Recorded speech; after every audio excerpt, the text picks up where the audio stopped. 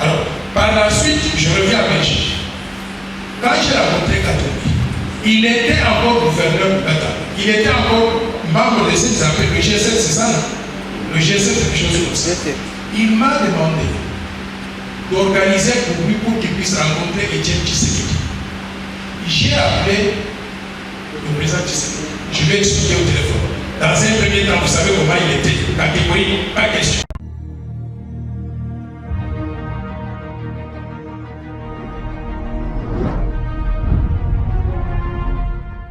Parti politique, la force du changement. Voilà, mesdames et messieurs, avec tout le respect, professeur, vous pouvez vous asseoir. À l'introduction de cette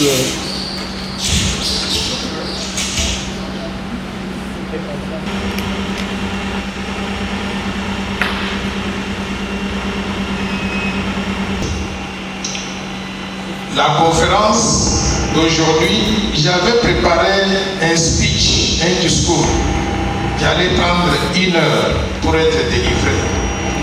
Mais j'ai pitié de vous.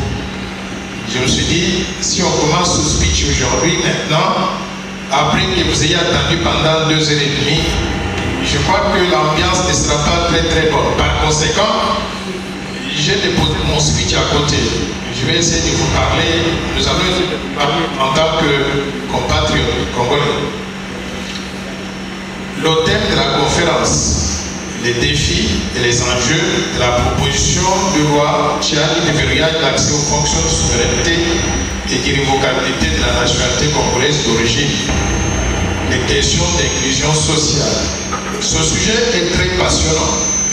Pourquoi? Parce que ça ne laisse personne indifférent. Il y a des gens, quand ils ont entendu parler de cette proposition, ils m'ont appelé ou bien ils sont venus me voir. Et j'ai vu des gens avec des larmes dans les yeux, en disant, pourquoi vous nous faites ça? Pourquoi vous nous faites ça? J'ai demandé, qu'est-ce que je vous ai fait? Il y a une amie très proche à moi, Bibo Olobiongo. Elle était littéralement mon assistante quand j'étais aux États-Unis, quand j'allais faire des conférences un peu partout, c'est elle qui m'accompagne. Elle est métisse, sa maman est métissée. Et Bibo m'a appelé, il m'a dit, quand vous étiez ici aux États-Unis, moi je ne vous croyais pas raciste. Vous rentrez au pays et vous avez porté une autre casquette. Nous, on ne vous connaissait pas comme ça. Je vous croyais très inclusif.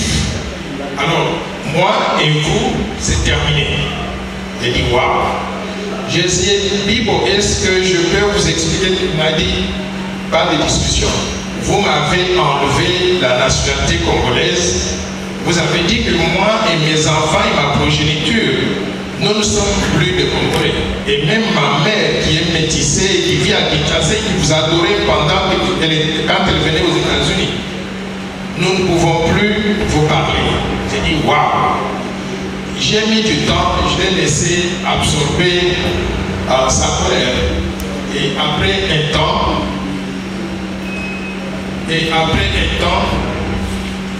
je l'ai appelé. Je lui ai demandé s'il était toujours fâché. Elle m'a dit non, c'est passé, la colère est passée. Elle dit, ah bon, elle est passée comment? Elle dit, il a eu le temps de suivre certaines de mes interventions. Et après avoir suivi avec une tête froide, elle a réalisé que ce que je proposais était quelque chose de bien pour le pays.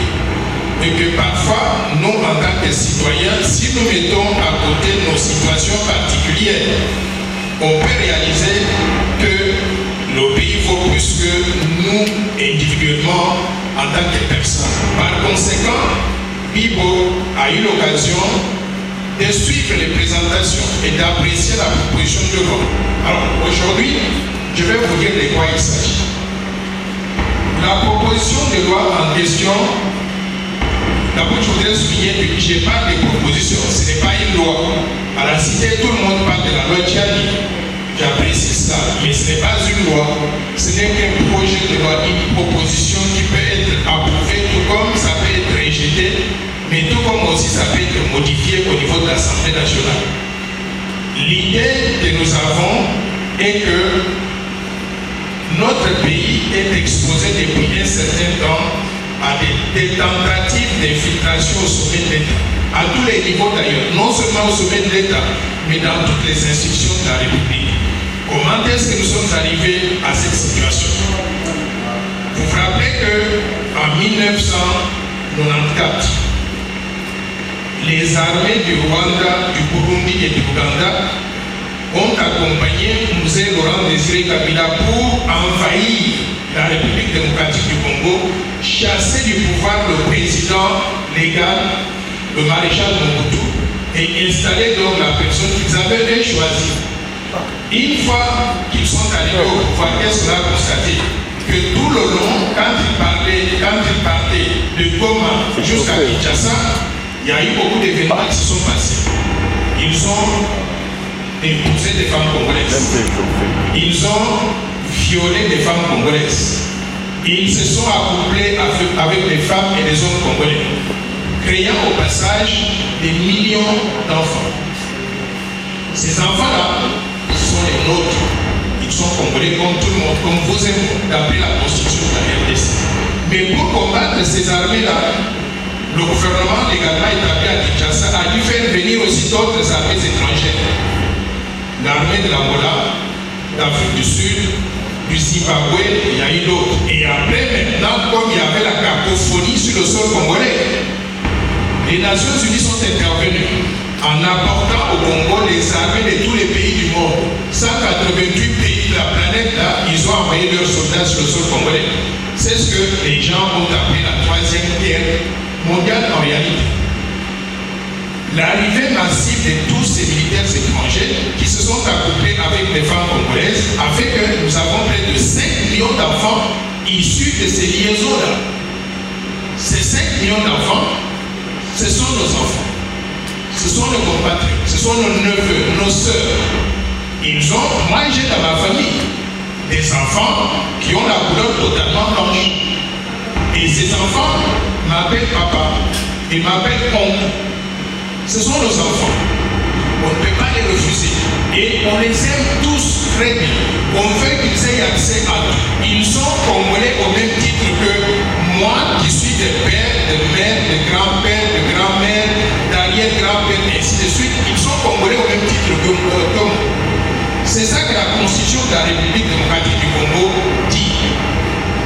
En tant qu'on les accepte qu'ils sont congolais au même titre que nous, on a juste réalisé qu'il y a certains parmi eux, on ne dit pas tout le monde, il suffit qu'il y ait un seul élément qui arrive à accéder au pouvoir avec le soutien du pays de l'un de ses parents. Par exemple, si on a un enfant qui est congolais ou rwandais, et que cet enfant veut devenir président de la République démocratique du Congo, il suffit qu'il ait 30 ans d'âge, il pose sa candidature à la présidence de la République.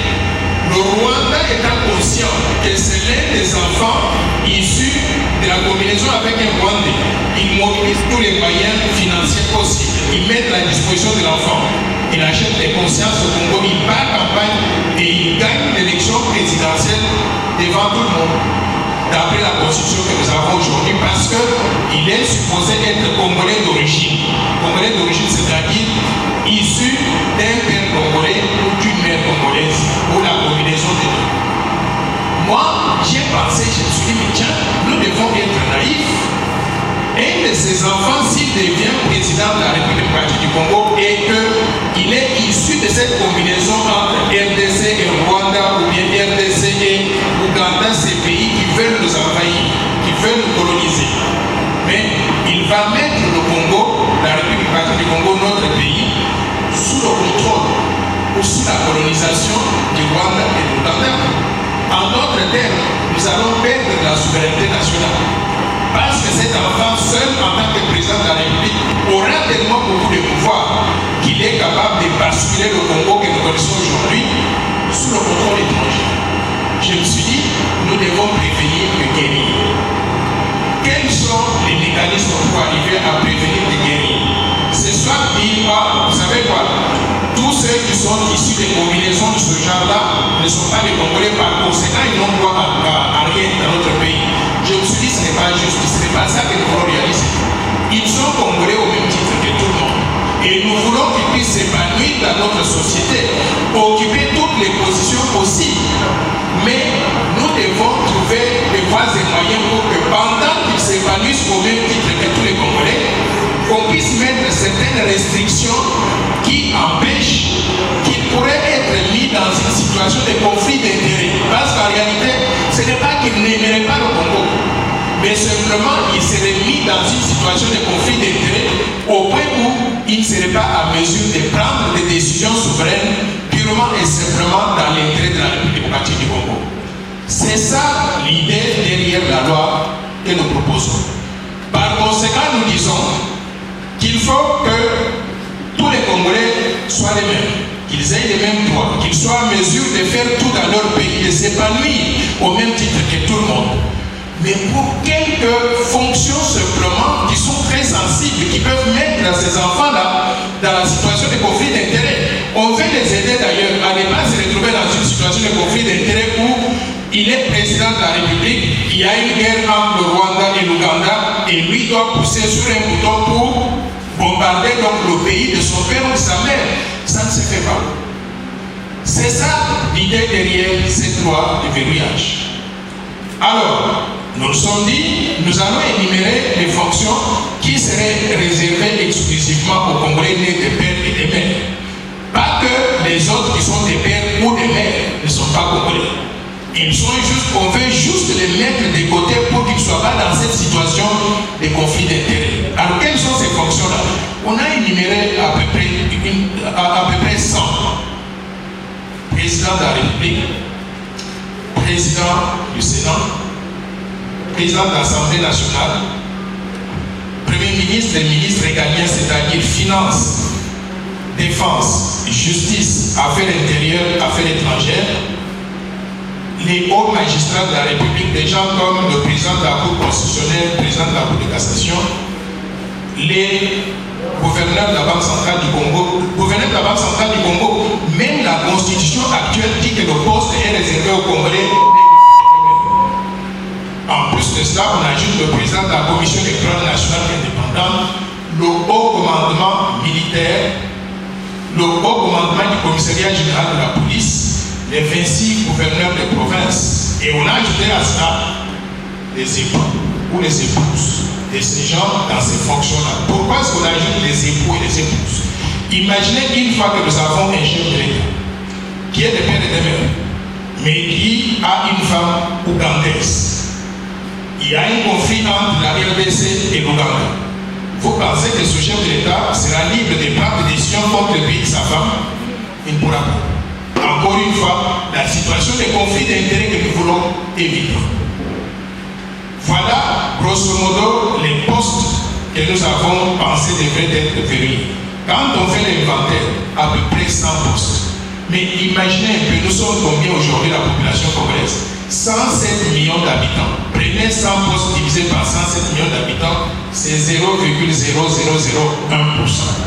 C'est rien absolument. Mais l'idée, c'est que nous puissions acheter cette paix d'esprit-là pour nous assurer que dans ces postes-là, qu'il y ait des gens qui seraient 100% loyaux, des personnes qui seraient 100% loyales à la République démocratique du Congo et qui ne seraient pas dans cette situation de conflit d'intérêts. C'est ça derrière l'idée. Alors, maintenant, pour arriver à matérialiser cela, nous proposons qu'il y ait une modification de l'article 72 de la Constitution qui dit que pour être candidat à la présidence de la République démocratique du Congo, il faut être congolais d'origine. C'est ça que la Constitution actuelle dit. Et nous proposons d'ajouter, comme c'était dans le temps de la République du Zaïre, il faut que le candidat soit congolais d'origine, virgule, né de père et de mère congolais d'origine. C'est tout. C'est ça que nous proposons.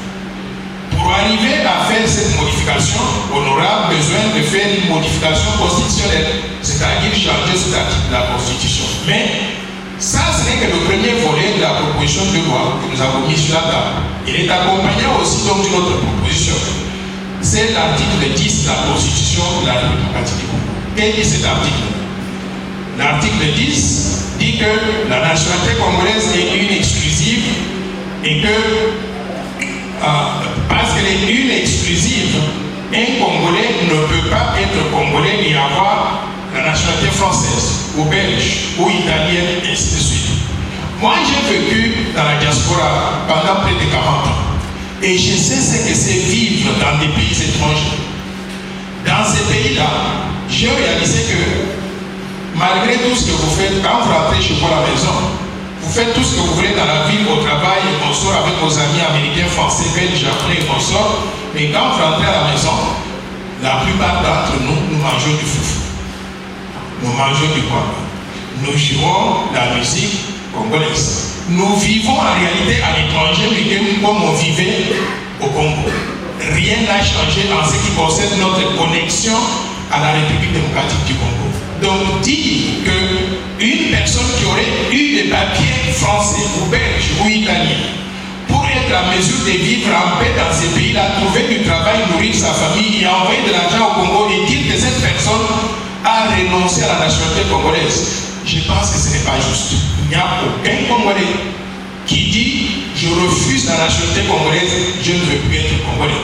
Mais il y a eu des malins, des gens ici qui voulaient chasser la plupart d'entre nous dans les pays étrangers pour que eux, les étrangers d'ailleurs, qu'ils puissent avoir le monopole de la gestion du Congo. C'est comme ça qu'ils ont introduit cette disposition dans la Constitution qui était rédigée d'ailleurs par les belligérants, les gens qui se faisaient la guerre et qui étaient tous soutenus par des pays étrangers. Par conséquent, nous proposons de remplacer cette disposition-là de l'exclusivité de la nationalité congolaise par ce que nous appelons l'irrévocabilité de la nationalité congolaise. C'est-à-dire qu'on va dire simplement que dans l'article 10, que la nationalité congolaise est irrévocable. On enlève une exclusive, on met simplement un seul mot, irrévocable. C'est-à-dire, nous sommes nés congolais, nous grandissons congolais, nous vivons congolais, nous mangeons congolais, nous tombons malades congolais, nous mourons congolais, et quand on nous enterre, nous sommes quoi? On nous enterre en tant que congolais. Il n'y a rien qui change. C'est ça que nous proposons. Alors, pour arriver à faire cette modification-là, pour passer de l'exclusivité de la nationalité congolaise à l'irrévocabilité de la nationalité congolaise, ça implique encore une modification de cet article de la Constitution. Le problème que nous avons, c'est que si on arrive à ouvrir cette brèche-là en disant quelqu'un peut être congolais et avoir 1, 2, 3, 4 000 nationalités étrangères, c'est son problème. Quand il arrive au Congo, nous on le reconnaît toujours en tant que congolais. Nous savons qu'il y a des pays aussi avec qui nous ne sommes pas très copains, très amis. Ces pays qui ont eu des velléités d'occupation de la RDC. D'où nous voulons restreindre cette ouverture sur la double nationalité. On veut restreindre pour que ces pays-là ne soient pas bénéficiaires de ça. D'où, pour commencer, j'ai pensé qu'on pouvait dire les Rwandais, les Ougandais et les Burundais ne pouvaient pas avoir la double nationalité avec la RDC. Mais pour simplifier les choses, on va dire dans un premier temps, on peut avoir la double nationalité avec n'importe quel pays du monde, sauf avec les pays voisins de la RDC. Dans un premier temps, on verra dans 30 ans, dans 50 ans, dans 100 ans, si les relations deviennent tellement bonnes entre nous Congolais et ces pays-là, au point où nous pouvons nous appeler frères et sœurs avec eux, il n'y aura plus de suspicion. En ce moment-là, on pourra modifier ça. Mais pour l'instant, on va avoir cette restriction. Maintenant, où est-ce qu'on en est avec cette proposition de loi? Comme vous le savez, moi je ne suis pas député national. Quand j'ai conçu la proposition, je l'ai remise dans les mains d'un député national à qui je voudrais vraiment rendre hommage parce qu'il a compris ce qu'on voulait réaliser. Il s'agit de député national Siki Pouloulou Servo Pichou. Il a pris la responsabilité de la loi. Nous sommes allés, on a déposé au bureau de l'Assemblée nationale pour enregistrer. Et la loi a été envoyée au bureau d'études de l'Assemblée nationale. Ils ont étudié. Et ils ont dit que la constitution de la RDC dit qu'on ne peut pas y toucher, qu'on ne peut pas la modifier pendant que le pays se trouve en état d'urgence ou bien en état de siège. C'est ça qui fait que jusqu'aujourd'hui, on n'a pas débattu de cette proposition de loi. On attend qu'on lève l'état de siège. Une fois qu'on a levé l'état de siège, la proposition va être remise sur la table. Et en ce moment-là, les députés auront l'occasion de donner leurs avis pour ou contre toutes les discussions démocratiques comme ça se passe normalement, et ils vont procéder au vote. Nous pensons que l'état de siège, d'après ce que je vois, d'après mon analyse, sera levé peut-être d'ici le mois de février. Et si c'est levé d'ici le mois de février, ça veut dire que la proposition de loi ici va être débattue par les députés nationaux lors de la session parlementaire qui commence le 15 mars. Qui commence le 15 mars 2023. Alors, qu'est-ce que nous envisageons maintenant en tant que citoyens? Groupe de pression. J'appelle toute la population congolaise à marcher avec nous. Nous allons marcher le 15 mars, le jour qu'on ouvre la session parlementaire. Nous allons demander à la population congolaise de venir de toutes les communes de Kinshasa. Nous allons converger vers le palais du peuple. Et on va déposer un mémorandum à 11h du matin, 11h exactement, dans les mains du président de l'Assemblée nationale pour lui dire: nous sommes congolais, nous réclamons que cette proposition de loi soit débattue. On ne dit pas qu'on va forcer les gens à voter dans un sens comme de l'autre, mais qu'il y ait au moins un débat démocratique. Ceux qui sont pour donnent des arguments, ceux qui sont contre donnent leurs arguments, et qu'on puisse procéder au vote. Et quand on votera, moi je pense que la proposition va passer à plus de 80%. Mais à supposer que ça ne passe pas, en ce moment-là, on va dire que la démocratie a triomphé. Nous allons voir s'il y a d'autres mécanismes pour revenir à l'Assemblée nationale, notamment en organisant donc le référendum populaire. Donc voilà grosso modo ce que nous sommes en train d'envisager. Mais je voudrais encore une fois de plus revenir sur quelque chose d'important.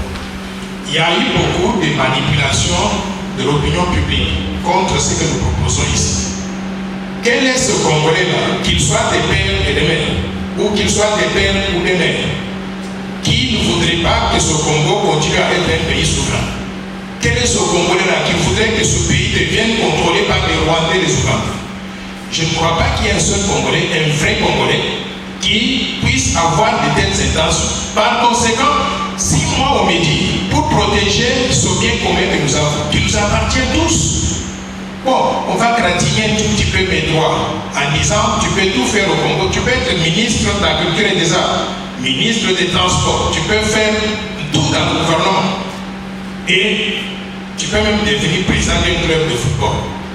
Mais si on me dit ça, mais on me dit, pendant que tu as tous ces droits-là, on va gratigner un tout petit peu tes droits pour protéger le pays qui t'appartient, qui appartient à tous les autres, en disant simplement on va restreindre l'accès à quelques fonctions que je viens d'énumérer tout à l'heure là, cela ne fait pas de moi un citoyen moins que les autres. Donc c'est une question de compréhension. Je ne crois pas qu'il y ait des personnes mélangées congolaises, c'est-à-dire mélangées entre la RDC et un autre pays, et qui ont toujours vécu ici, qui connaissent le Congo comme étant le seul pays qu'ils ont. Je ne crois pas qu'il y ait ces personnes-là qui ne voudraient pas qu'on puisse protéger ce qui nous appartient tous. D'où je demande votre indulgence et votre compréhension de ce que nous voulons réaliser. On n'a rien contre les métiers. D'ailleurs, j'ai toujours trouvé, elles sont très belles. Vous avez vu Linda? Quand je l'ai toujours vue, je me suis toujours dit, waouh, elles sont très belles. Ils sont très beaux, les métiers. Et nous les aimons tous, nous aimons tous. Nous n'avons rien contre vous. Il ne faut pas vous laisser manipuler par ces individus-là, qui n'ont rien à voir avec la souveraineté de la RDC. Quelqu'un qui n'a aucun parent congolais. Vous trouvez, il a un parent grec, italien, israélien, il a une mère zambienne, il a une femme burundaise, et il veut entraîner tout le monde à croire que la loi ici, elle est raciste, elle est tribale, ce n'est pas vrai. Lui n'est pas congolais au même titre que vous et moi. Il n'a aucun intérêt à ce que le Congo marche. S'il y a un problème aujourd'hui, demain, il prend l'avion, il va dans l'un des pays d'où il est venu là. Il va s'installer là-bas comme fils du pays. Et il va me laisser dans des problèmes. D'où vous et moi, nous sommes dans le même bateau.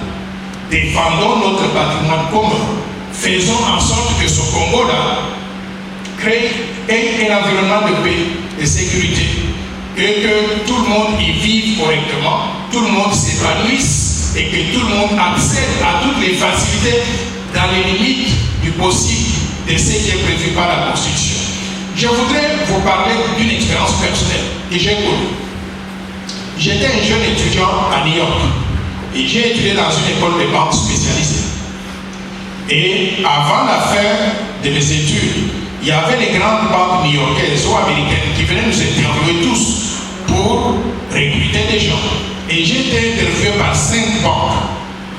Ces 5 banques-là m'ont toutes offert de l'emploi. Et ils ont commencé à se discuter. Celui-ci me dit, oh, on va vous payer 75 000 $ par an. L'autre dit, moi je vous offre 90 000. Et l'autre dit 120 000. Ils se font concurrence. J'ai choisi personnellement d'aller à la Banque centrale américaine, la Fed de Reserve Bank, à Washington. Ils m'ont envoyé le billet d'avion. J'ai pris mon avion de New York à Washington. Je débarque le 1er août où je devais commencer le travail cette année-là. Quand j'arrive, on me donne la fiche. Vous voyez, vous vous rappelez le premier jour, on vous demande de remplir la fiche d'identité là. Vous êtes né où, ainsi de suite. J'ai rempli cette fiche, je remets à la dame qui s'appelait Juanita Johnson, une noire américaine. Juanita, elle regarde et puis elle dit ouf, elle tient sa main comme ça, elle tient la tête, elle dit I can't hire you, je ne peux pas vous recruter. Je demande pourquoi. Elle dit vous n'êtes pas américain.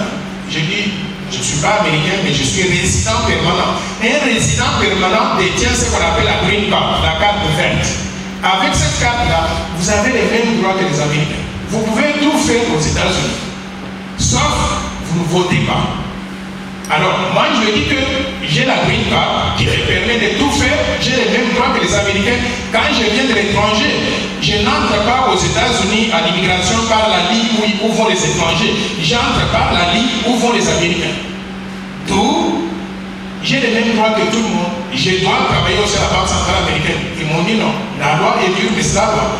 La loi dit que quand vous êtes résident permanent, vous n'êtes pas américain. Vous êtes assimilé aux Américains, mais vous n'êtes pas américain. Par conséquent, vous ne pouvez pas travailler dans ce qu'on appelle une agence du gouvernement fédéral. Et les agences du gouvernement fédéral, c'est la Banque centrale américaine, il y a d'autres agences comme ça, la CIA, et ainsi de suite.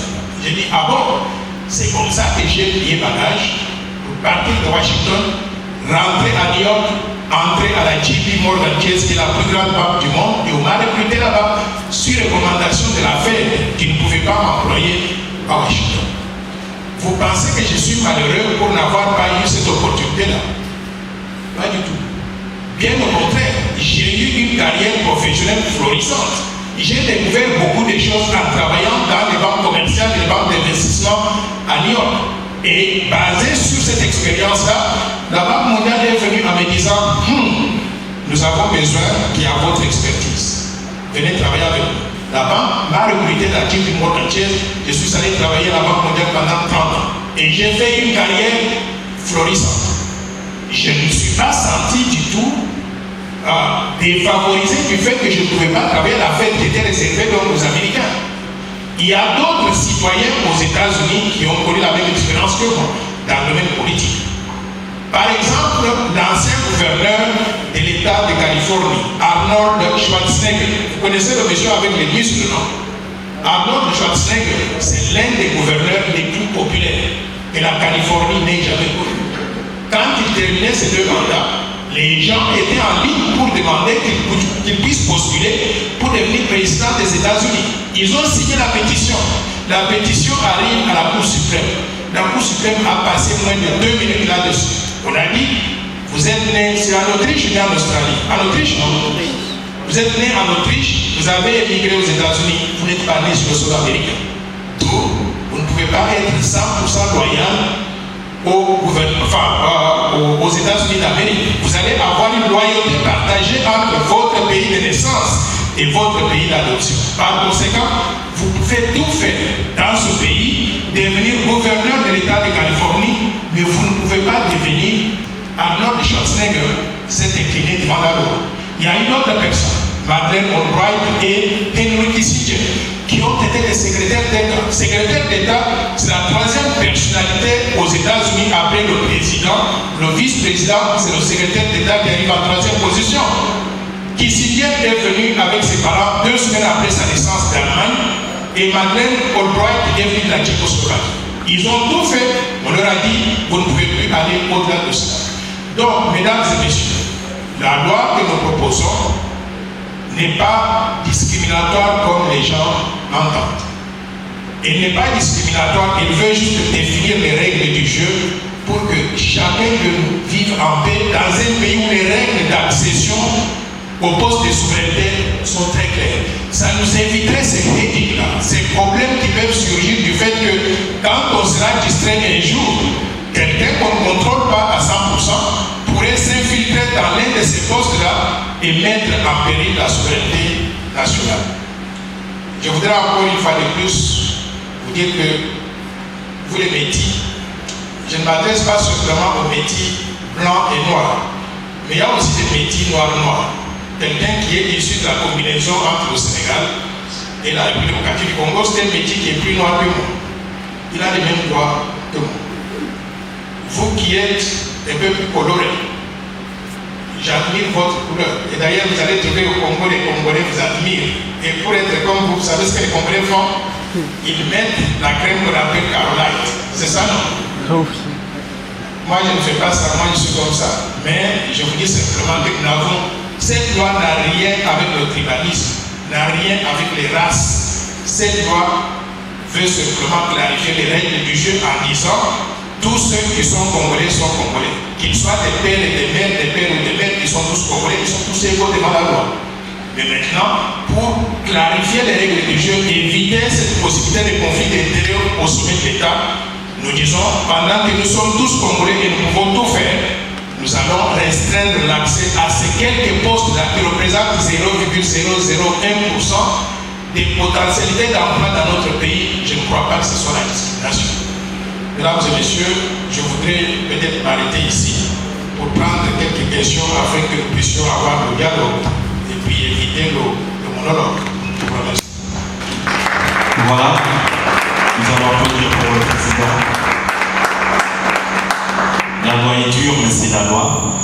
Mesdames et messieurs, nous... Même si elles sont extrêmement chères pour nous. Alors, mais le problème, c'est que il y a des limites dans ce qu'on peut faire. Nous sommes dans un pays de 2 342 000 km². On a près de 2 000 3 000 universités où on peut aller présenter ces lois. Aller donc d'un endroit à l'autre. Aujourd'hui, je ne peux plus me déplacer tout seul. Je me déplace peut-être avec 25 personnes. Ça coûte extrêmement cher. Et je n'ai pas les moyens pour le faire tout seul.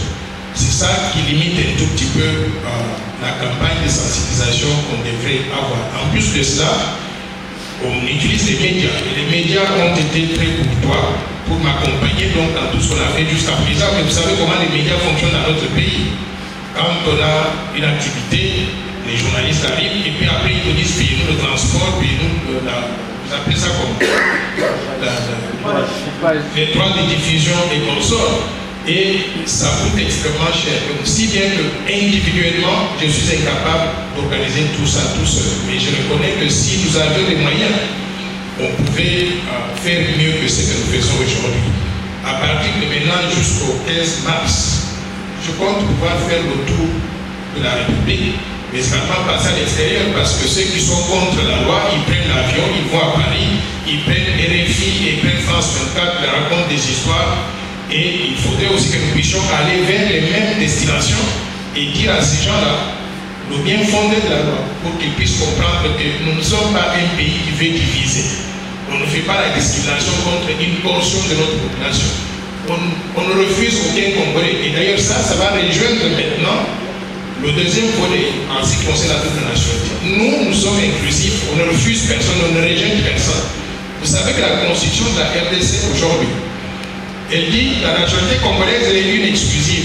Conséquence de cela, nous avons 15 millions de Congolais dans la diaspora qui ont perdu la nationalité congolaise, pas parce qu'ils voulaient renoncer à la nationalité ici, tu dois prendre la nationalité de ce pays-là. Ils prennent la nationalité du pays, pas parce qu'ils veulent renoncer à la nationalité de la RDC, mais simplement pour être en règle, pour avoir ce que moi j'appelle des papiers. Le cœur reste congolais, mais on va lui donner un papier qui dit qu'il est maintenant français, Et parce qu'il a pris ce papier-là, notre pays naïf que nous sommes, notre pays lui dit, ah, toi tu as pris les papiers pour être en règle en France, donc tu n'es plus congolais. Je pense que ce n'est pas correct. Par conséquent, nous disons, on veut récupérer tous ces 15 millions de Congolais qui sont dans la diaspora, qui ont perdu la nationalité congolaise. Pour les récupérer, on dit seulement que la nationalité congolaise est irrévocable. Vous ne la perdez pas. Vous allez en France, vous prenez la nationalité française, c'est votre problème. Quand vous arrivez à Kinshasa, en île ici, vous sortez le passeport congolais, vous entrez, aucune question ne doit vous être posée. Vous pouvez avoir la nationalité française, russe, belge, américaine, mexicaine, brésilienne, tout ce que vous voulez comme nationalité du monde là. Nous pensons d'ailleurs que le Congo gagne à travers ça. Vous savez pourquoi? Les pays ouest-africains, comme le Sénégal, la Côte d'Ivoire, le Mali, les ressortissants de ces pays-là, ils ont cette double nationalité. Ils vont partout, ils vont s'établir, ils travaillent, ils gagnent de l'argent, et deviennent où est-ce qu'ils construisent des maisons? Chez eux. Ils envoient de l'argent à leur famille.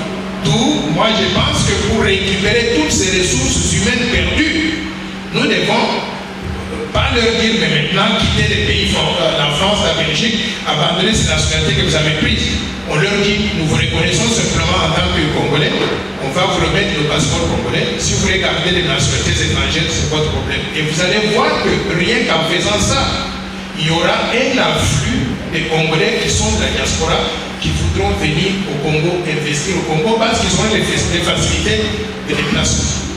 J'ai eu une famille à Washington qui m'avait appelé quand il avait entendu parler de cette proposition de loi. Et le monsieur me dit, moi je vous soutiens, je vous supporte. Vous savez pourquoi? J'ai 8 enfants. Mais 8 enfants à Washington, pour rentrer au Congo, les enfants étaient nés aux États-Unis. Donc ils ont l'acte de naissance américain qui leur donne la nationalité américaine.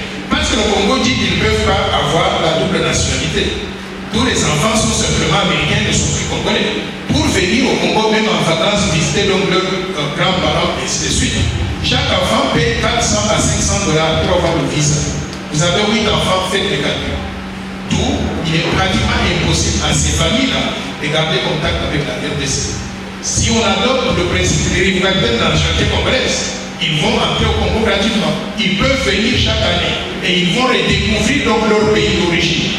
Je pense que c'est très important qu'on puisse garder ce cordon ombilical.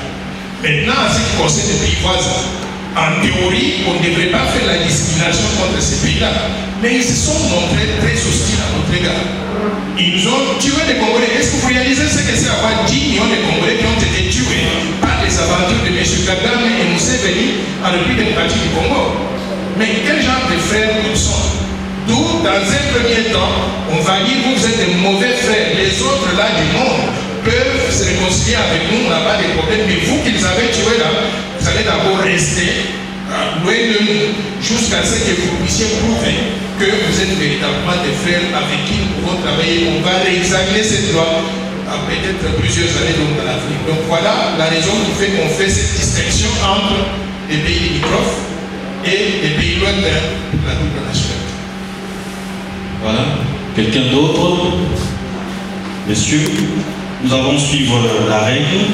Vous vous présentez et puis vous posez votre question. Bonsoir à tous.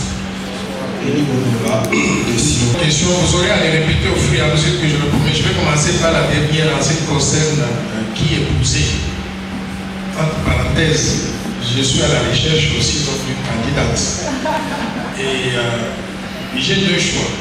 Ok? Si je trouve une dame congolaise, a priori, je tombe amoureux de la personne sans savoir qui elle est. Et maintenant, je dois quand même essayer de connaître la personne. Je vais lui demander, mais toi là, ton papa c'est qui, ta maman c'est qui, et ainsi de suite. Et puis, elle me dit soudainement que mes parents sont rwandais. Mais elle, quand vous la regardez, il n'y a rien de rwandais en elle. Voilà, je suis devant une situation de fait. Je dois faire le choix. Je dois choisir en connaissance de cause. J'aime cette personne, je vais vivre avec cette personne toute ma vie. Mais en ayant cette personne-là avec moi, ça va me restreindre l'accès à certaines facilités dans mon pays.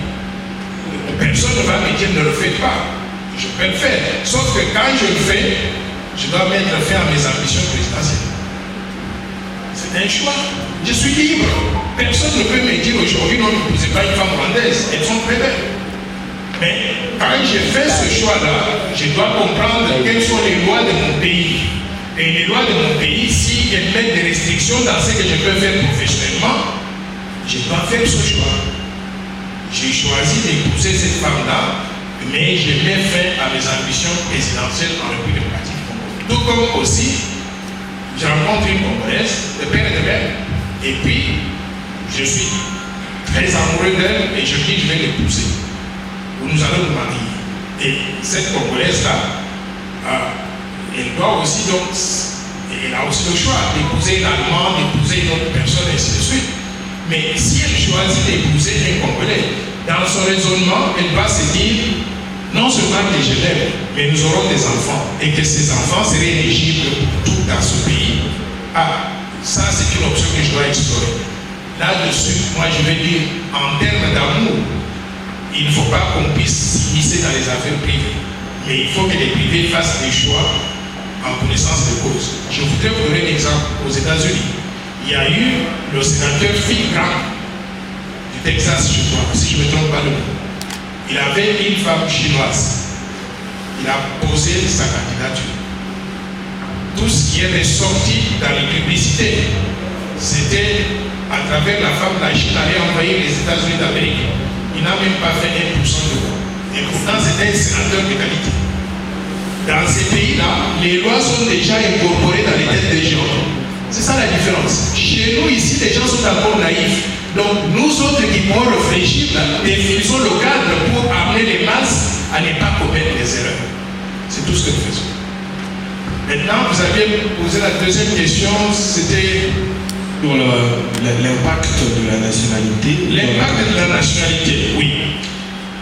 Vous savez, j'ai entendu les Congolais dire que ce sont les Congolais des pères et des mères qui ont géré ce pays et qui l'ont mis à genoux. Et je suis d'accord avec eux. La seule correction que je voudrais apporter, c'est que depuis 1960 jusqu'aujourd'hui, ce ne sont pas seulement les Congolais des pères et des mères qui ont géré le pays, ce sont tous les Congolais.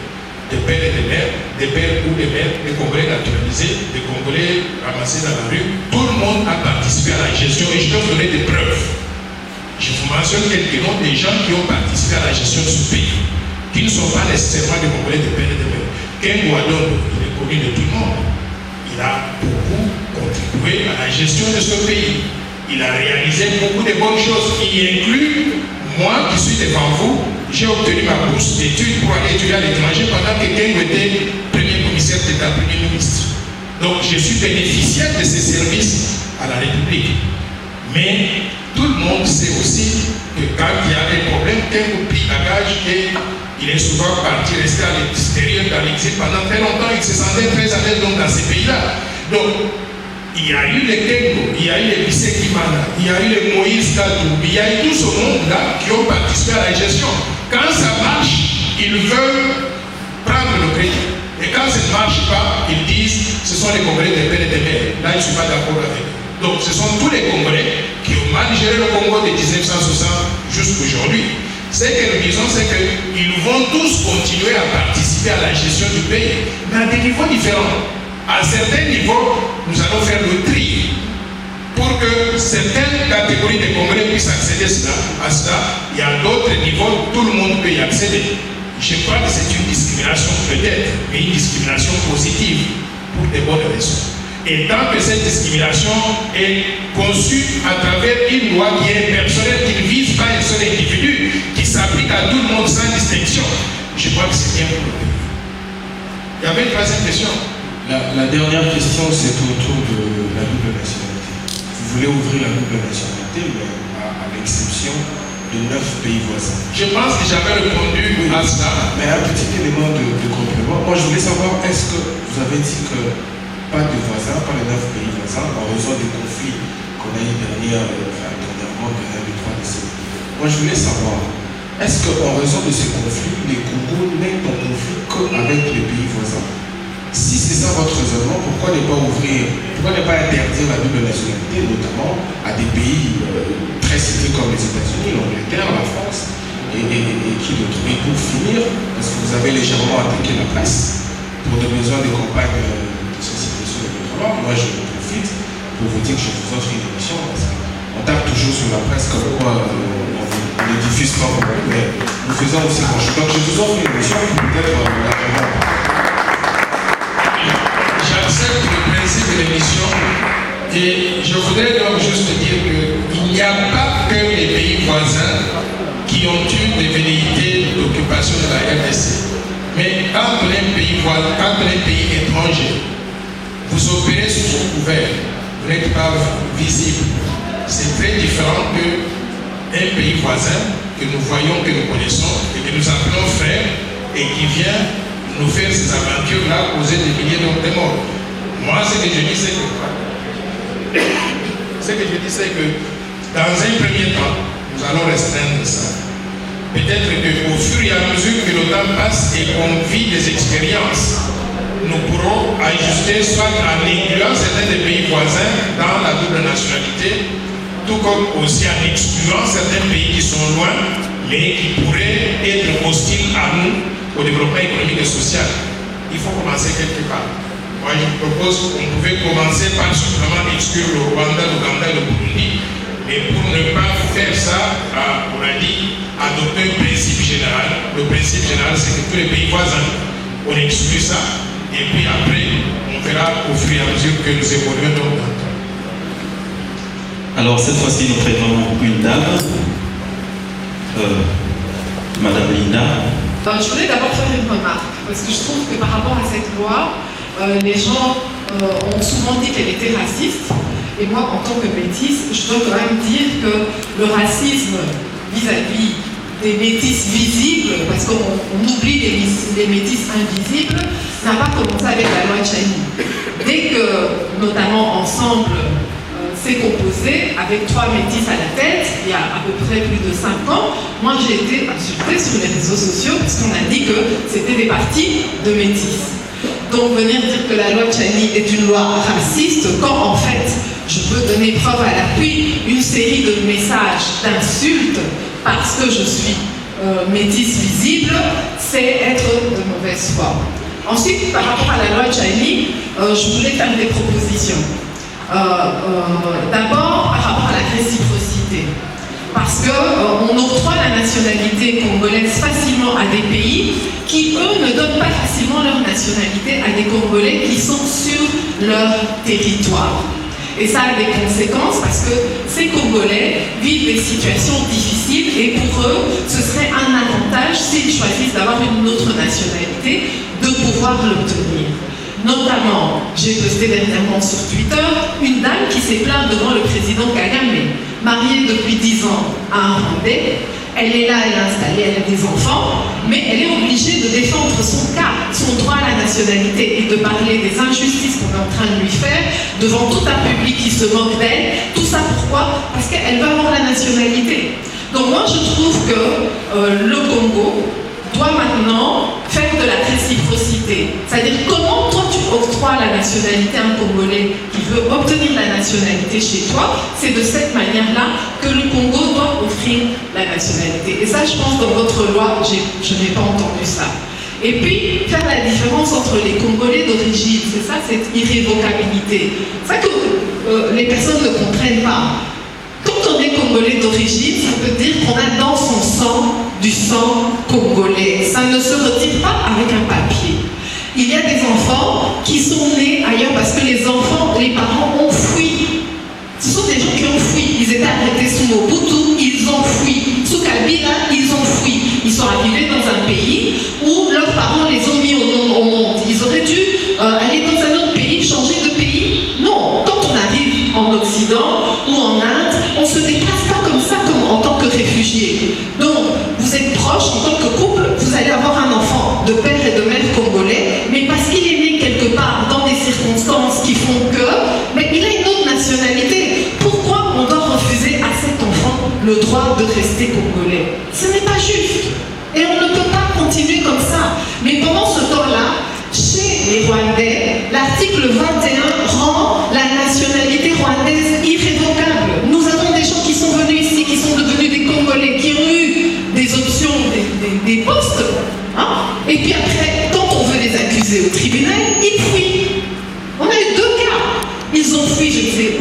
Et puis quand ils arrivent à la CPI, ils ne se déclarent pas congolais. Alors pourquoi des étrangers à qui on donne la nationalité congolaise sans condition vont pouvoir aller ailleurs, leur pays d'origine va les protéger, et nous Congolais, on n'est pas protégés par notre propre pays? Tout ça pourquoi? Parce qu'on est né quelque part, nos parents ont changé de nationalité, ou pour survivre en tant que Congolais. Est-ce que vous avez oublié les Congolais qu'on a fracassé des pierres sur les Congolais au Congo-Brazza? Congo-Brazza! Vous avez oublié ça? Ces Congolais-là, ils étaient métis. Comment les Congolais de Brazza savaient que ça c'était des Congolais de la RDC? L'État congolais doit protéger les Congolais parce que quand les Congolais sont à l'étranger, on les reconnaît en tant que Congolais. Et j'ai expliqué ici à mon voisin, je lui ai expliqué comment, moi en tant que métisse congolaise, quand je suis quelque part, dès que on me demande de quel pays tu es, je dis je suis congolaise. Le Sénégalais ne peut pas me considérer, même s'il est métisse. Et qu'on dit, ah, moi, je suis métisse sénégalais, mais je suis métisse congolaise. Pourquoi même les métis congolais doivent souffrir au sein du pays quand le métis sénégalais ne va pas le reconnaître, même si vous êtes des métis? Donc, il y a tous des aspects là de cette loi. Moi, je suis contente avec ce premier forum. Il faut des débats. Je ne vais pas monopoliser. J'ai d'autres propositions. Je trouve qu'il faut, la prochaine fois peut-être, avoir un débat où les gens peuvent donner leurs propositions par rapport au cas d'espèce. Et une loi, elle évolue. On peut faire un moratoire. Il y a des députés qui sont toujours sur le moratoire. Il y a des députés qui sont toujours de moratoire. Et pour finir, métis, ce n'est pas la couleur de la peau. Jean-Pierre Bemba est noir, il est métis. Nous devons arrêter de nous rwandéniser au faciès. Ce qui définit un Congolais, c'est sa généalogie. Qu'il ait un nez comme ça, qu'il ait la couleur comme ça, qu'il soit grand. Est-ce que vous pouvez imaginer? En me regardant, vous ne pouvez jamais imaginer que je suis d'origine Pama. Et les Pamas sont des Mongos mélangés avec des Pygmées. Bon, si maintenant on doit commencer à discuter, c'est sur la généalogie. S'il vous plaît, Congolais, arrêtons cette discrimination faciès que nous avons appris des Rwandais. Parce que nous n'avions jamais, en tant que métis visible, eu ce genre de discrimination au faciès. Ça vient du Rwanda. Cessons de faire des politiques en fonction des autres. Adaptons nos politiques pour protéger nos nationaux et ceux qui ont le sang congolais. Les Américains le font, les autres le font. Nous avons le droit de protéger notre sang. Merci. Contribution. Vous savez ce qui fait la valeur d'une loi? C'est l'appropriation. L'idée d'une loi peut sortir d'une petite tête comme la mienne là. Mais quand il y a 100 millions de Congolais, chacun qui dit non, ça là, c'est pas comme ça, voici ce que je propose et on intègre ça, la loi qui va sortir en définitive va refléter vraiment le fait que le public s'est approprié de ça. Donc j'apprécie beaucoup donc la proposition, qu'on puisse multiplier donc ces genres de discussions pour que les gens puissent faire des propositions davantage. Alors Linda a mentionné l'exemple d'un parti politique. Et ce qui est notable avec ce parti politique, c'est que j'ai vu le leader de ce parti sur RFI, France 24, Voice of America à l'étranger, traiter non pas simplement cette proposition de loi de tribal, de raciste, de ceci, de cela. Ce qui m'étonne, vous savez, quand moi je suis congolais et que je m'en vais aux États-Unis, en Belgique, en France, au Japon, et que j'ai l'occasion de parler aux médias, je dois faire très attention pour ne pas peindre négativement mon pays. Si c'est mon pays, ce n'est pas au Japon que je dois aller dire qu'au Congo, il y a des tribalistes ou des racistes. Quand vous voyez quelqu'un faire ça, il y a quelque chose à se reprocher. Mais maintenant, quand on essaie d'examiner cette personne et son entourage, qu'est-ce qu'on constate? Et parce qu'il s'agit du groupe de Moïse Katumbi, je voudrais parler un tout petit peu de ce groupe. Mais regardez tout le leadership de ce parti politique. Ce sont tous des métis. Mais est-ce que vous pensez que tous les métis doivent partager la même vision pour le pays et qu'ils ne peuvent pas se mélanger avec le reste de la République? Le racisme commence là. Et moi je crois qu'ils ont besoin de repenser donc leur façon de regarder les relations avec les Congolais d'origine des pères et des mères. Pourquoi? Parce que s'ils veulent créer une classe à part, en dehors de ce que nous sommes tous Congolais, c'est eux qui nous amènent le racisme. Et les Congolais ne connaissent pas le racisme. Les Congolais ne connaissent pas le racisme. Les Congolais se mélangent partout. Que vous soyez noir, blanc, jaune, métis, ceci, cela, vous êtes Congolais et on vous accepte comme tel. Donc, nous n'avons pas de discrimination à l'égard de certains de nos compatriotes sur cette base-là. C'est eux qui nous amènent cette histoire-là. Et nous voulons que ça puisse arrêter parce que la République démocratique du Congo ne doit pas être divisée sur base de la couleur de la peau, sur base des affinités qui n'ont rien à voir avec la vision de développement de notre pays. Alors, maintenant, Lynn a mentionné aussi dans notre milieu en tant que Congolais, c'est que nous faisons par rapport donc aux autres. Et la plupart du temps, quand nous faisons ces choses-là, si nous ne faisons pas attention, on risque de ce qu'on appelle en anglais single out, c'est-à-dire pointer du doigt des individus qui ne devraient pas être mis dans cette situation-là. Nous devons partir donc d'une base commune. Et la base commune, la compréhension commune que nous devons avoir, c'est que tous les Congolais sont égaux. Nous sommes tous les mêmes. Et moi, je ne fais aucune distinction. Dans ma vie de tous les jours, si vous remarquez bien, vous allez voir que si j'ai quelque chose à partager avec les gens, par exemple sur le plan professionnel, je ne cherche même pas à savoir où vous êtes originaire de quelle province, ça m'intéresse même pas. D'ailleurs, je suis perdu dans les 26 provinces là, je ne me retrouve plus. Quand on dit il est de la Chopo, il est de ceci, je me retrouve, c'est plus facile pour moi de dire vous êtes Congolais. Mais maintenant que nous sommes tous Congolais, si j'ai à choisir une personne pour une position professionnelle, vous savez ce qui m'intéresse? Son CV, son expérience, son expertise, ce qu'il est capable d'apporter. Et ça, c'est quelque chose que j'ai appris peut-être quand j'étais à la Banque mondiale, mais surtout quand j'ai fait un stage à l'université de Harvard. On m'a dit ceci, quand vous êtes un chef, la première tâche d'un chef, c'est de définir une vision, mais surtout de savoir s'entourer. Quand vous savez comment sélectionner des gens qui doivent être autour de vous, vous pouvez être un chef qui dort tranquille toute la nuit, parce qu'il y a quelqu'un d'autre qui fait votre travail et qui va le faire très bien. Mais cette personne-là a été sélectionnée pas parce qu'il est originaire de mon village. Dans mon village, si vous venez chercher le genre d'expertise dont j'ai besoin, peut-être que vous ne trouverez personne là-bas. Donc si je ne m'entoure que des gens de mon village pour faire un travail, je suis en train de me tirer dans la patte. Ce qu'il faut, c'est connaître chaque personne, les niveaux d'études, les niveaux d'expérience, c'est que la personne est capable de pouvoir apporter à la table. Et quand vous avez ce genre de personnes-là, vous mettez chaque personne là où cette personne doit être. Toute la machine doit commencer à marcher correctement. Donc sortons de ces histoires de tribalisme, de racisme, de je ne sais pas quoi là, des critères qui ne sont pas objectifs, qui ne tiennent pas compte de la méritocratie pour arriver donc à sélectionner les gens. Voilà, s'il vous plaît, je crois que nous avons... Mais je suis maintenant habitué à beaucoup de choses qu'on dit sur moi. Je vais vous dire comment je connais Moïse Katumbi. J'étais fonctionnaire international de la Banque mondiale à Washington. Et Moïse Katumbi, j'entendais parler de lui en tant que gouverneur de Katanga. Et il était très proche de quelqu'un qui était très proche à moi, Augustin Katumbi.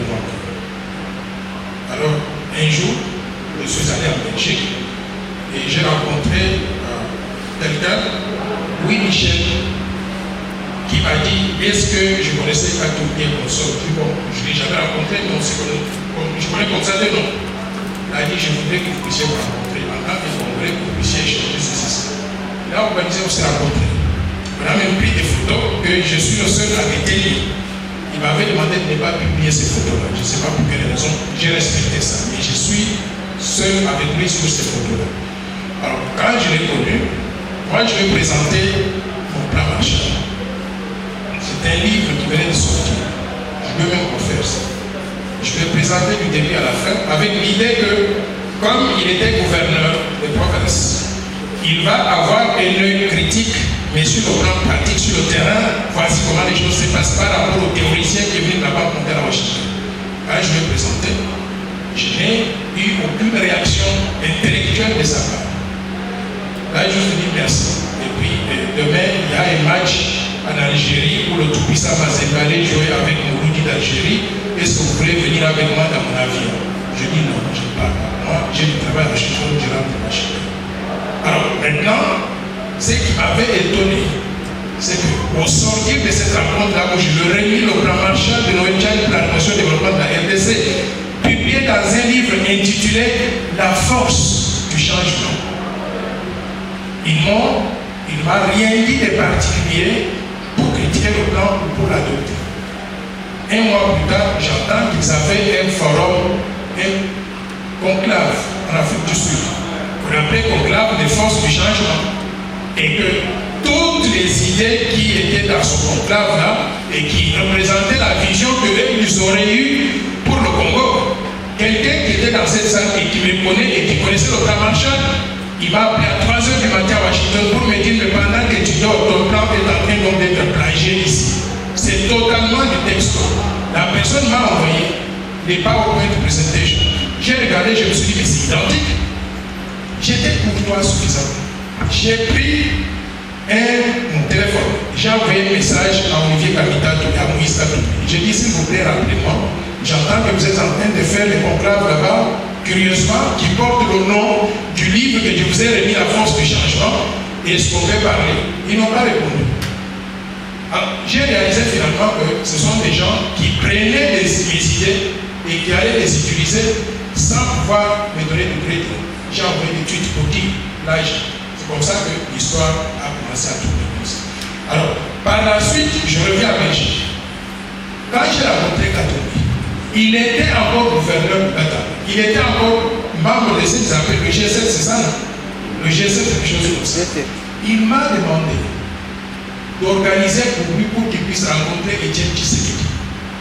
J'ai appelé le président Tshisekedi. Je lui ai expliqué au téléphone. Dans un premier temps, vous savez comment il était. Catégorie, pas question. Incapacité. J'ai insisté pour lui dire, s'il vous plaît, même quand on a été capitaliste, on peut toujours avoir quelque chose à apporter. S'il vous plaît, je voudrais que vous puissiez le rencontrer, échanger avec lui, et puis après on verra comment on peut travailler ensemble.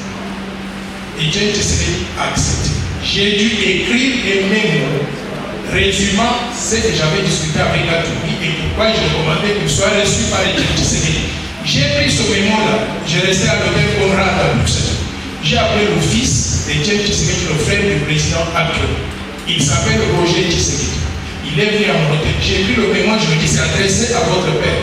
S'il vous plaît, vous le remettez parce que moi, je n'ai pas en train de parler demain à Washington. La réunion a été organisée par le groupe. Je suis choqué et surpris que par la suite, il ne mentionne même pas que c'est moi qui vais présenter à Etienne Tshisekedi. C'est moi qui suis intervenu pour qu'on puisse le recevoir. Mais chacun de nous a sa façon de faire les choses. Alors, aujourd'hui, qu'ils puissent propager des choses sur moi. J'ai vu beaucoup d'attaques qui sont organisées par ce groupe-là sur moi. Je trouve juste que c'est malsain. Quand on est Congolais, on n'a pas un comportement comme ça. Les Congolais ne se font pas des choses comme ça. Ils avaient pris mon enfant en otage, mon fils, 7 ans. Ils ont pris sa mère, on l'a manipulée, on lui a donné de l'argent pour qu'elle puisse aller raconter des mensonges sur moi. Ces mensonges-là, préparés, un script préparé par eux, dans la maison de l'un d'entre eux ici. Ils ont appelé des journalistes, ils ont des journalistes qu'ils payent pour salir d'autres personnes. Moi, je considère que le Congo peut être beaucoup mieux que ça. Nous ne sommes pas sur un terrain où il y a la mafia. J'ai l'impression qu'on nous a amené la mafia italienne en République du Congo et je voudrais que les Congolais soient très consciencieux de ça. Donc, c'est un compatriote parce qu'il dit les Congolais. Je n'ai rien pour lui, je n'ai rien contre lui, il ne m'a jamais donné un centime et il ne m'en donnera pas dans sa vie. Et il faut qu'ils arrêtent de raconter des bêtises que moi je vais demander de l'argent. Je ne lui ai jamais demandé un centime. Et je ne lui demanderai pas. Je ne suis pas très suffisant dans ma vie, mais je sais qu'il faut vivre. Peut-être pendant 100 ans, sans demander un centime à qui que ce soit. Et surtout quand je sais que ces gens-là, où est-ce qu'ils ont trouvé leur argent. Donc il faut qu'ils arrêtent de raconter des histoires. Alors, j'ai vu tout récemment, on fabrique des passeports, on m'attribue des passeports américains, en disant que je suis américain, je suis ça. Vous savez quoi? Cet enfant-là, il est né en Tanganyika. Il a beaucoup de fierté d'être congolais. Et je suis allé à la sueur de mon front. J'ai accumulé des diplômes universitaires. 15 diplômes universitaires après le diplôme d'État. Il faut le faire. J'ai accumulé toute cette connaissance-là, pas pour aller vivre et mourir à l'étranger, mais pour revenir à la mère patrie qui m'avait envoyé pour aller apprendre à l'extérieur, pour faire ma part de contribution au développement de ce pays. Donc il faut qu'ils arrêtent de raconter ces bêtises. Je voudrais rappeler aux gens que quand j'étais candidat en 2018, juste après avoir déposé la candidature, j'ai vu ce passeport américain surgir sur les réseaux sociaux, circuler partout. J'ai été interpellé par certains de nos compatriotes, mais avec un œil constructif, qui ont dit on trouve ce passeport-là assez suspect, venez qu'on va en parler. Je mentionne François Beya, il est vivant, vous pouvez le demander. Il était le chef de la DGM. Et je mentionne Corneille Nanga, il était le chef de la CENI. Et il y avait aussi M. Luamba, président de la Cour constitutionnelle, parce qu'il était question d'examiner les candidatures, de les valider ou de les invalider. Qu'est-ce que j'ai appris? François Beya, c'est un spécialiste. Il faut lui donner du crédit. Avant que je n'ouvre la bouche, il m'a dit, tu vois ce passeport-là, je vais te montrer là où ils ont péché. C'est un faux passeport. Et pour le détecter, regardez votre signature. J'ai sorti, j'aurais dû amener mes passeports congolais au fil des années. On a regardé ma signature. Je ne peux pas vous dire l'élément crucial qui a montré que ce passeport c'était faux. Mais quand on a pris toutes les pièces d'identité que j'avais, y inclut le laisser-passer des Nations Unies qu'on donne aux fonctionnaires internationaux, que j'ai toujours, qui me permettait donc de voyager partout à travers le monde sans demander donc de visa. Quand on a regardé ça, la signature était très différente de la signature qu'il y a sur ce passeport. Je ne peux pas vous dire en quoi la signature est différente, mais les spécialistes le savent. Parce que si je donne l'explication, ils vont aller recopier pour adapter donc à la réalité. Par conséquent, mes chers compatriotes, soyez fiers d'avoir en face de vous un Congolais de père et de mère qui est fier de l'être et qui n'a pas besoin de perdre sa nationalité pour quelque raison que ce soit. Merci beaucoup, merci beaucoup. Promotion de la congolité. Je vous dis que ce ne doit pas être le cas. Pourquoi est-ce qu'on parlait de la congolité? La congolité, c'est un terme savant inventé par nos détracteurs pour, en quelque sorte, dénigrer ce que nous voulons faire et rappeler les mauvais souvenirs de la Côte d'Ivoire. Qu'est-ce qui est arrivé en Côte d'Ivoire? L'ivoirité disait qu'il y avait des Ivoiriens purs et des Ivoiriens qui n'étaient pas des Ivoiriens purs. 26% de la population de la Côte d'Ivoire au nord, environ 7 millions d'habitants. Ces 7 millions d'habitants, on disait qu'ils ne sont pas ivoiriens. Et le président Alassane Ouattara qui vient de cette partie, on disait qu'ils n'étaient pas ivoiriens. C'est comme ça qu'ils ont commencé à se battre pour réclamer leur droit de nationalité ivoirienne. Dans notre cas ici, on a refusé la nationalité congolaise à qui? La personne. On dit que tous les Congolais sont Congolais. Et d'ailleurs, nous ajoutons même des gens parce que l'irrévocateur de la nationalité congolaise va redonner la nationalité à combien de gens? 15 millions de gens. Donc, en Côte d'Ivoire, on excluait 7 millions de personnes. Au Congo démocratique, nous ajoutons 15 millions de gens qui auront la nationalité congolaise. Donc, nous sommes plus inclusifs que les Ivoiriens. Par conséquent, il ne faut pas confondre les deux. Les amis qui veulent invoquer ces mauvais souvenirs de la Côte d'Ivoire, ils sont juste mal intentionnés. Maintenant, c'est comme la discrimination. Toute loi noire, par nature, est discriminatoire. La loi, elle dit des choses. Vous tous, vous pouvez faire ça, sauf ce groupe. Voici. Par exemple, pour être candidat à la présidence de la République démocratique du Congo, qu'est-ce qu'on exige? Qu'il faut être âgé de 30 ans. Et il faut déposer une caution de combien? 100 000 $. Mais 30 ans, je connais des jeunes gens, moins de 30 ans, qui ont 28 ans, 29 ans, 25 ans, qui sont plus mûrs que des gens de 70 ans. Est-ce qu'on est en train de leur faire la discrimination basée sur l'âge? Oui, mais c'est une discrimination que, une fois que nous avons convenu les règles du jeu, tout le monde doit respecter cela. En France, on dit qu'il faut être âgé de 18 ans pour être éligible à la présidence de la République. Au Congo, on dit 30 ans. On accepte. C'est une discrimination, mais pour une bonne raison. On veut s'assurer que celui qui arrive à ce poste-là, il est mûr suffisamment, il a de l'expérience suffisamment. Et on ne peut pas avoir la maturité de l'expérience quand on vient de sortir de l'école primaire. Ça, c'est la première chose. Maintenant, en ce qui concerne la caution, mais vous vous rendez compte, dans cette salle, je connais des gens qui peuvent être des présidents de la République dans cette salle ici. Mais dites-moi, qui a 5 000 $ ici? Maman, vous avez 5 000 $. Les gens sont éliminés basés sur ça. Et c'est un critère que moi je considère qu'on devrait reviser. Sauf que si on revise ce critère-là, on dit que pour être candidat à la présidence, on n'a pas besoin de caution. On aura combien de candidats? 107 millions de candidats. On va les crier. Donc, pour essayer de diminuer le nombre là, on a mis ça, on élimine quelques personnes et on regarde maintenant parmi ceux qui sont éligibles si on peut choisir donc les meilleurs. Donc, la discrimination n'est pas nécessairement mauvaise. Quand la discrimination est positive et vise à réaliser un objectif précis, moi je pense qu'elle est la bienvenue dans le cadre de cette. Voilà, mesdames et messieurs. Donc, laissez-le parler. Il y a encore 2. Nous avons un petit souci avec l'électricité, s'il vous plaît, compréhension oblige. Nous sommes obligés de clôturer cette conférence. Avec 1000 respects, Président, nous vous demandons de regagner votre place. Mesdames et messieurs,